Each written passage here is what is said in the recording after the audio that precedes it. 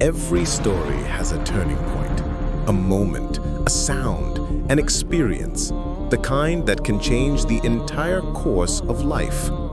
The story I'm sharing with you today is a journey from the stage of La Scala to the silence of the Süleymaniye Mosque. Sophia Bennett. You may have heard her name, a soprano applauded on the world's most prestigious opera stages. But the Sophia I will tell you about today is not the one on stage, but the one on her spiritual journey. If you're ready, let's begin.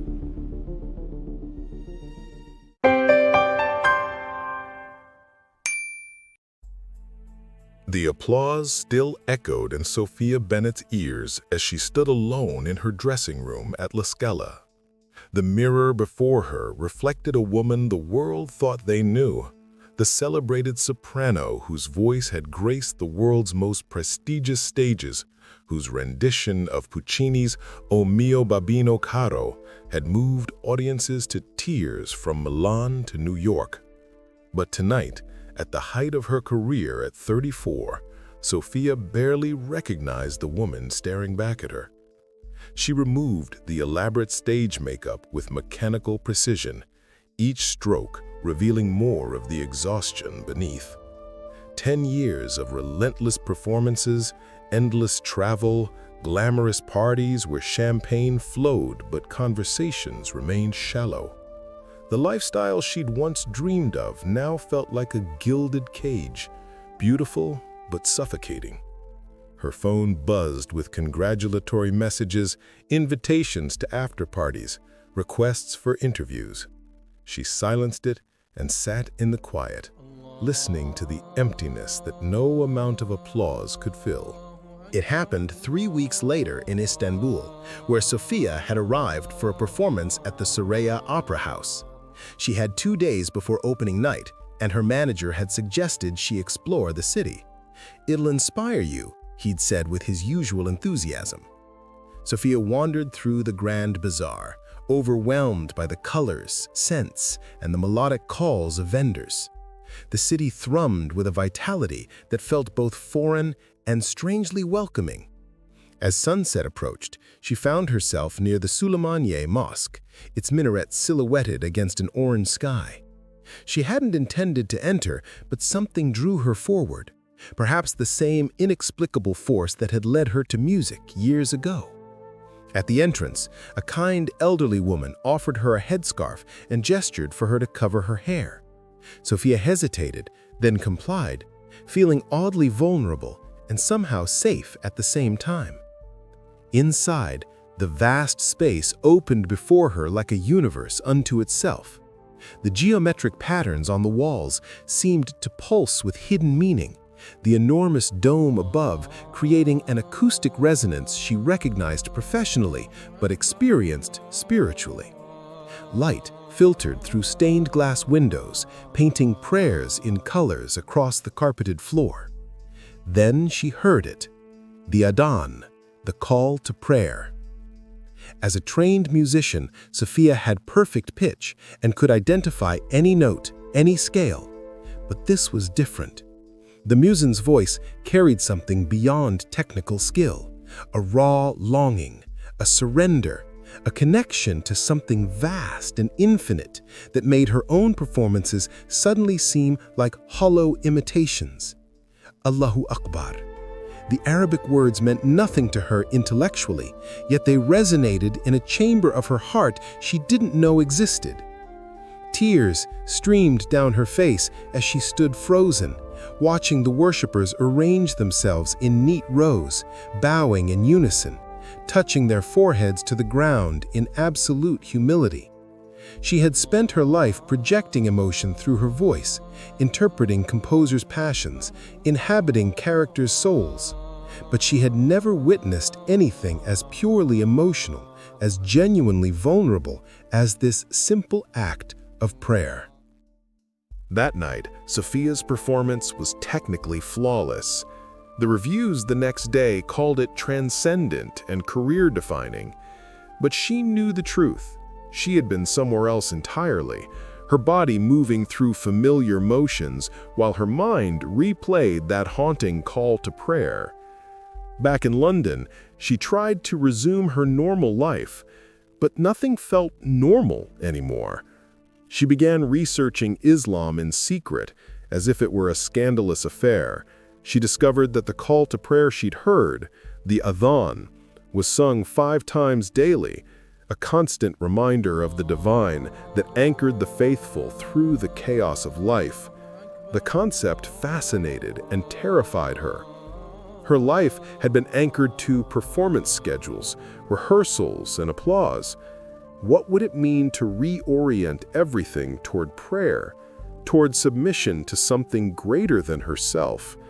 She bought a translation of the Quran and read it late at night in her Notting Hill apartment, the same space where she'd celebrated countless professional triumphs with wine and crowds of people whose names she could barely remember. The words challenged her, comforted her, and confronted her with questions she'd been avoiding for years. O mankind, you are those in need of Allah, while Allah is the free of need, the praiseworthy. The concept fascinated and terrified her. Her life had been anchored to performance schedules, rehearsals, and applause. What would it mean to reorient everything toward prayer, toward submission to something greater than herself? The conflict came to a head during the most important week of Sophia's career. She'd been cast as Violetta in La Traviata at the Royal Opera House, a role she'd dreamed of since childhood. Opening night was scheduled for a Friday, and rehearsals were grueling. But Friday was also Jummah, the congregational prayer that Muslims gathered for each week. Sophia had begun attending regularly, finding in those communal prayers a sense of belonging she'd never experienced in the competitive opera world. Her director, the notoriously demanding Richard Chambers, gathered the cast for notes after a particularly intense rehearsal. "Opening night is going to be magnificent," he announced. "I expect everyone here early Friday evening, 6 o'clock sharp for final sound checks, no exceptions." Sophia's heart sank. Jummah prayers were at 1 in the afternoon. She could technically attend both, but she'd promised Amina she'd come to a special gathering at the center afterward, a discussion group for women exploring Islam. "I might need to come a bit later," Sophia said quietly. "I have a commitment that afternoon." Richard's expression hardened. "A commitment more important than your career-defining role?" The room fell silent. Everyone knew that challenging Richard was professional suicide. "Yes," she heard herself say, surprised by the steadiness in her voice. "Yes, actually, it is." The scandal that followed was inevitable. Richard didn't fire her. He couldn't, not this close to opening night.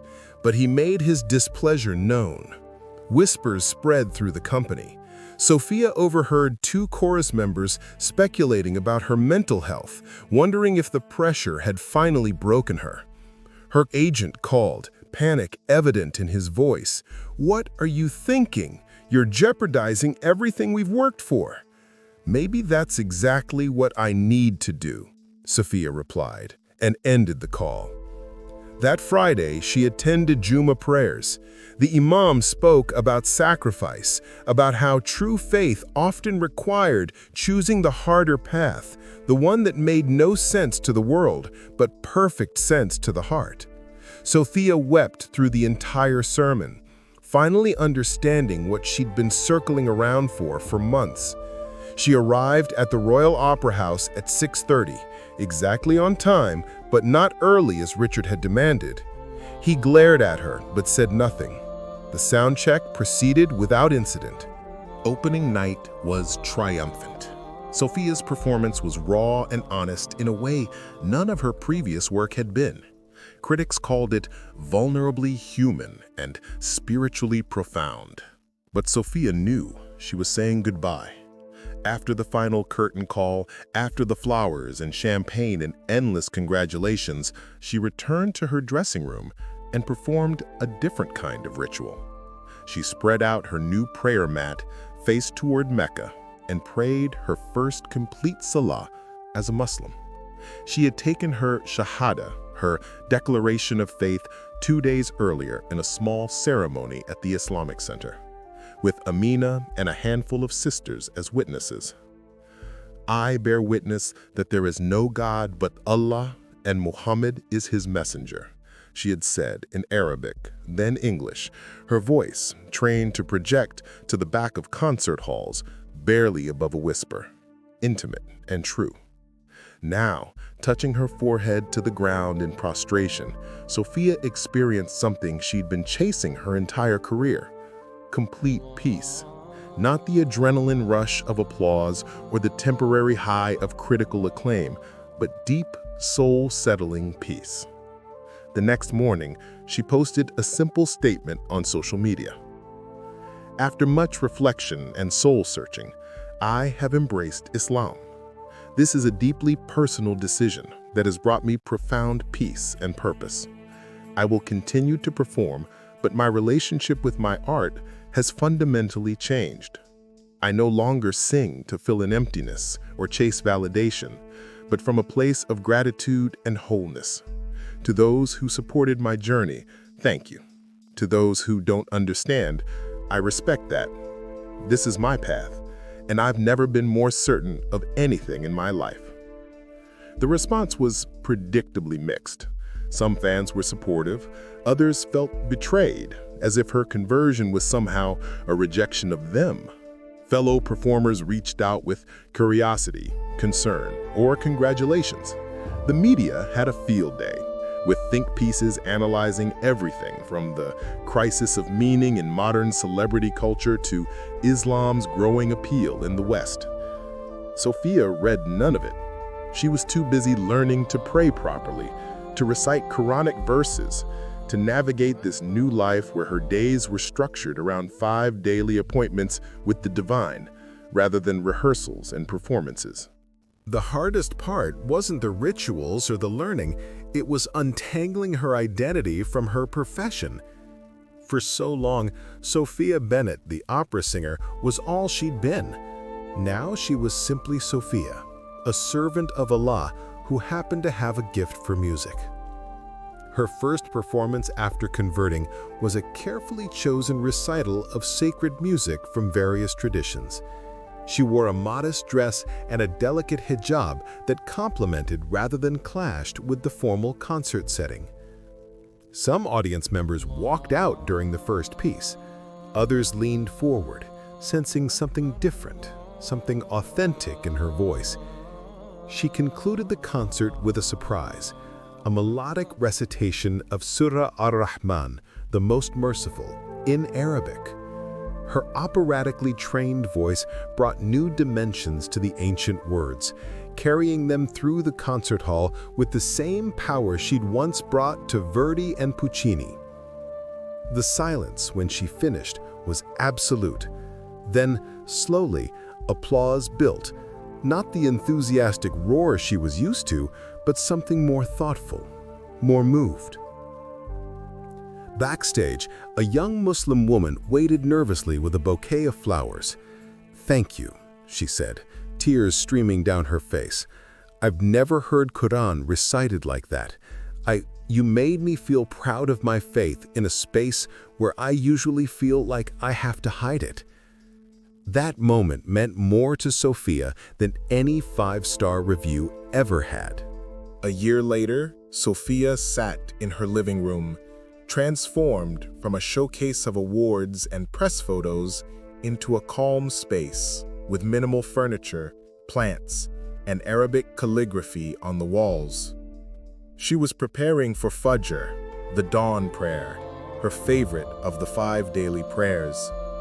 There was something sacred about waking before the world stirred, about standing in prayer as darkness gave way to light. Her voice, once used to command attention, now whispered intimate conversations with her Creator. She still performed, but selectively. She turned down roles that required her to compromise her values, seeking instead projects that aligned with her new purpose. She'd started a foundation to provide music education in underprivileged communities, teaching children that art could be an act of worship, a way to recognize and celebrate the beauty of creation. Margot had eventually come around, admitting, "You're different, happier, more, more you than you've ever been." It was true. The anxiety that had plagued Sophia for years, the constant fear of failure or fading relevance, had quieted. She was no longer performing to prove something or fill a void. She sang from overflow, from gratitude, from a fullness that no amount of success had ever provided. On this particular morning, as the first light touched her prayer mat, Sophia reflected on the journey that had brought her here, from the echo chamber of La Scala to the profound silence of submission. She thought about that afternoon in Istanbul, about the adhan that had cracked open something in her soul, about the grace that had led her from searching to finding. She began her prayer, her voice barely audible, singing praises to the one who'd given her the voice in the first place. Outside, London was beginning to wake. Inside, Sophia was exactly where she needed to be.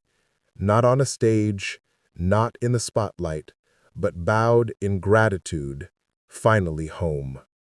The woman who had once lived for applause had discovered something far more sustaining. The quiet joy of knowing her worth wasn't measured in reviews or ticket sales, but in her sincere attempt to live with purpose, to use her gifts in service of something greater than herself, to be fully, authentically, and peacefully present in each moment. From the stage to the prayer mat, it wasn't a fall, as some headlines suggested, but a rise. Not an ending, but a beginning. Not a loss, but the greatest discovery of her life.